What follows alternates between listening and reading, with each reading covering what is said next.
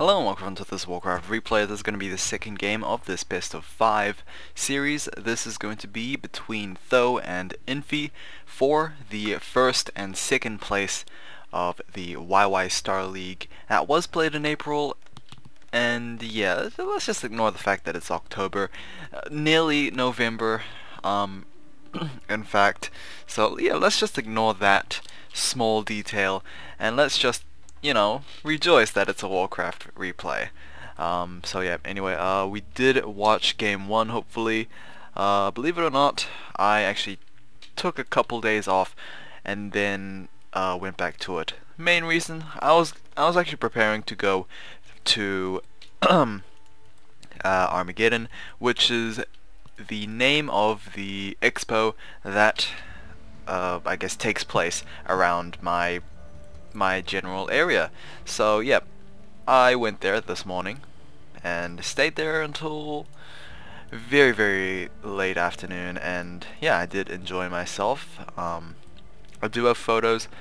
I'm thinking of starting an Instagram, but I don't know if I should. Not sure if anyone would be interested. I'm actually pretty cynical about the entire subject as well, but you know, I'm having a change of heart, I guess. But again, don't know if it's too irrelevant for this one. But you know, maybe someday I'll keep the photos, obviously, and someday I'll just upload them on an Instagram or something of the sort. So yeah, that's that. It was a pretty nice expo. We did have a League of Legends tournament run by Riot as well, so that was pretty good. Did see a lot of, I guess, upcoming games. Can't say I'm interested too much in any of these. So yeah. Anyway, let's get back to this game. The map is on Last Refuge. We have Tho spawning in as the red Night Elf player on the bottom left. He is going for a rather late Altar of Elders, so that will most likely result in a Beastmaster coming out. No, it's not going to be that. It is going to be a Goblin Tinkerer. Okay, I'll get back to that later. We have Infi spawning in as the blue human player in the top right. He is going to go for the standard Archmage. Nothing wrong with that. And to be fairly honest, even though this is only game 2, this series has been a little, I'd say, a little,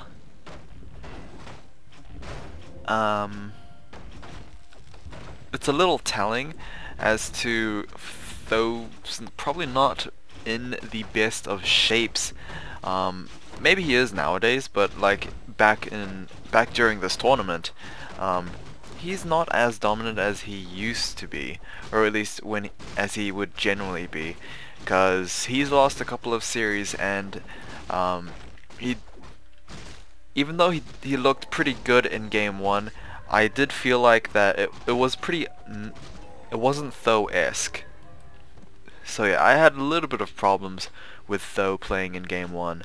I mean, it was pretty close. Tho could have won that one, but yeah, he could have definitely won that if he didn't make the mistakes that maybe I pointed out.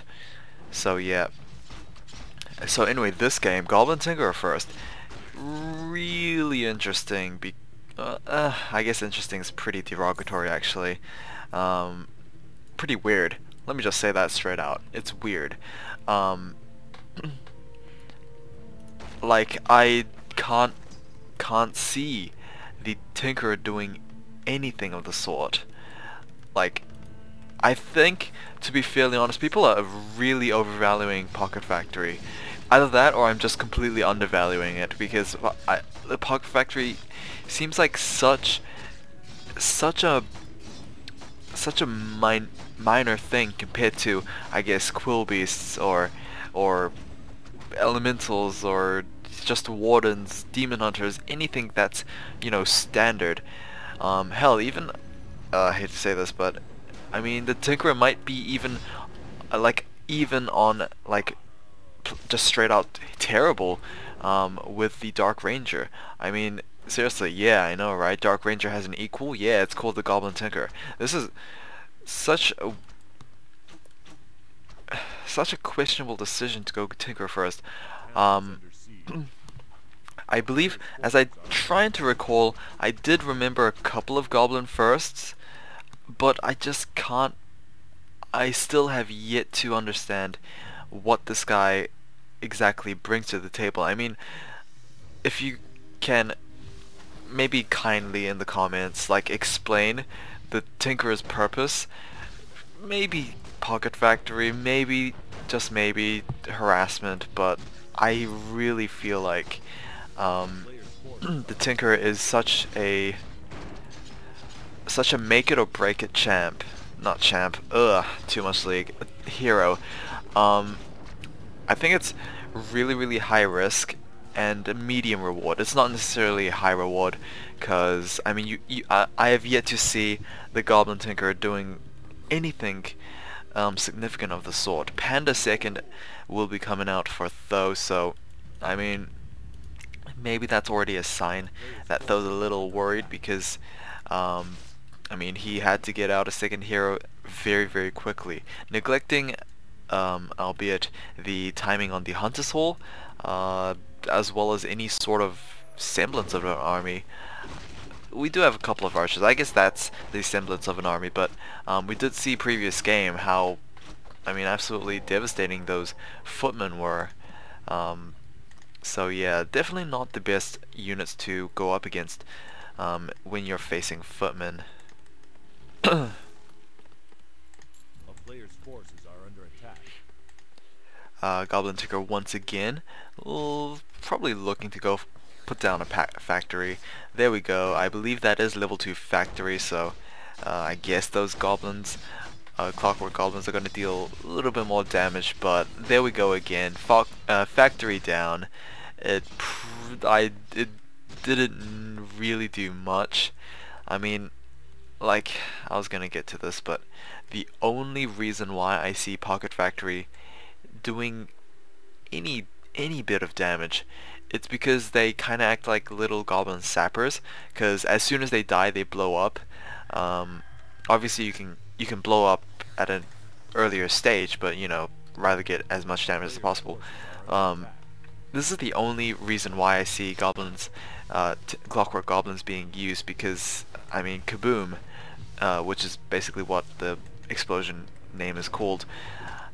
It's the only reason I can see that. Otherwise, I mean, pretty weak, to be honest. A factory can be brought down to 0 health in very small amount of time.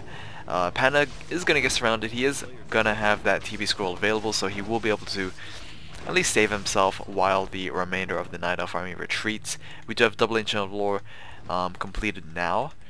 Probably going to see dryads popping out, because I mean no resources for double bears. Feels like I have a cold brewing up, but hopefully that does not happen.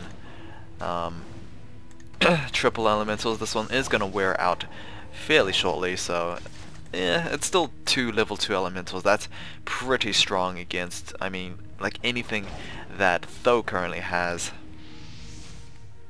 Breath of Fire is still dealing its amount of damage. Unfortunately unable to pick up any of these footmen.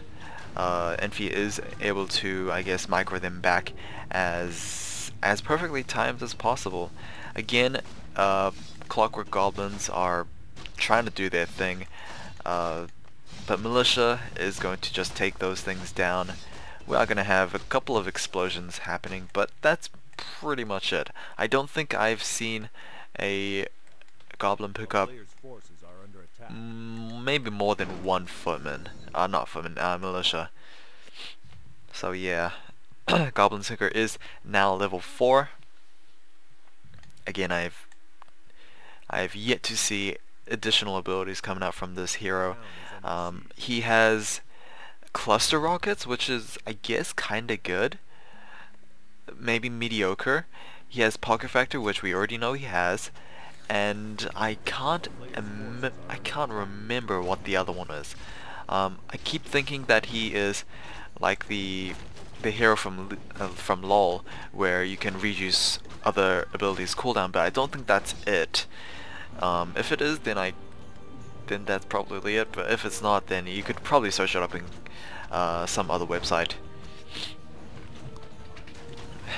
So yeah, level 4 Archmage versus level 4 Tinkerer, level 3 Panda. I mean, the heroes are slowly ramping up for Tho, but this is Infi we're talking about. Infi hasn't shown yet to, I guess, do badly when he's in the lead. He's got over 1,000 gold in the bank. He is gonna go Workshop and Sanctums. Okay, so he's not gonna go crazy like last game where he went Siege Tanks. He's just gonna go standard Blacksmith, Workshop, double Sanctums. We're probably gonna be seeing mortar teams as well, since they do so well against those Dryads. And of course, no Warden, so it's pretty hard to actually snipe down those mortar teams. Meanwhile, Goblin Timber once again doesn't exactly have mana to place down a factory, so yeah, it's kind of useless if he doesn't have mana. It's just simple as that. Expand has been spotted by Infi, but it looks like Tho is able to push away that impending threat for now. Yeah, I don't know what is going to entail. We have almost half the gold being mined out from that particular mine. So yeah, that just shows how much Infi has been actually ahead in terms of economy. He's been able to mine out of his second base for pretty much the entire game now. He's got a second hero out, which is going to be a Mountain King, so oh, Tome of Experience as well, that is going to be vital. Level 4 has been gained, so level 4 versus a level 4 level 1. Again, like I said before, that is going to be crucial because the pen is pretty much going to be the catalyst for seizing victory for Tho. Alright, we do have a couple mortar teams on the way. I don't know why this mortar team is actually attacking his own brethren, but it might be a misclick actually. I don't know why. But anyway, we do have a couple of bears starting to pop up as well. Drunken Haze on the Archmage, wanting to go and force that TP. Oh well. I guess TP in exchange for the lives of the two heroes is definitely worth it. But this is where Infi starts to take back control, I guess, because he's got a rounded out army composition. He's got long range artillery with his mortar teams. He's got a pretty beefy front line with those footmen and spellbreakers, and of course he's got the support. He's got the sustain with the priests. He is starting to train off riflemen as well, which is honestly going to be pretty good because riflemen are a pretty good unit. As long as they have their ranged upgrades, as well as, you know, being in high number of masses, then yeah, they will be able to perform very well for the later stages of the game. But as of now, Tho once again placing down another factory and hoping to, I guess, get to level 5 by killing these peasants. I can't see him doing that anytime soon. Well, mainly because he can only get 25 points from killing one anyway. We have an Ancient of Wind out for Tho as well. We don't usually see double Ancient of Laws into Ancient of Winds as well at the same time. I guess the only reasoning why Ancient of Wind is being picked after lore is for the fairy dragons. That's probably the only thing I can imagine. Maybe hippogriffs, but we're not actually massing up on archers, so it doesn't really make too much sense. Fairy dragon seems to be the only logical choice, but again, no fairy dragons were trained up. And pretty bad spot for night elves to be in once the human player starts to, you know, get going, getting his spellbreakers out. Most of the double Ancient of Lore units don't usually do too well against those guys. And of course, any rejuvenates that ever get casted will be stolen by those spell breakers and given to just a random unit. Of course, you can't control which unit gets the buff. As you can see, this full hit point peasant got rejuvenate. Such a powerful ability on such a weak unit. But nevertheless, things are looking very, very good for Infi. He's very close to being able to take down this Tree of Life, which he will be able to do thanks to his 4 Immortal Teams. That is quite a bit of firepower for him. And yeah, things are not looking good for Tho. 47 versus 72. Very clear disparity in terms of supply, and I mean, this is just going very, very well for Infi. Level 5 has been gained for the Archmage, so he will probably be taking that level 3 elementals. Those are pretty hard to kill, and of course they do deal quite a bit of damage as well. Panda is being focus fired. GG from Tho actually, so a GG is going to come in before any of this ever resolves, I guess. Surprisingly enough, that Tho had a much higher score. Obviously his heroes seemed a little more powerful, just in terms of levels. It's not exactly the Tinkerer has pretty much done anything.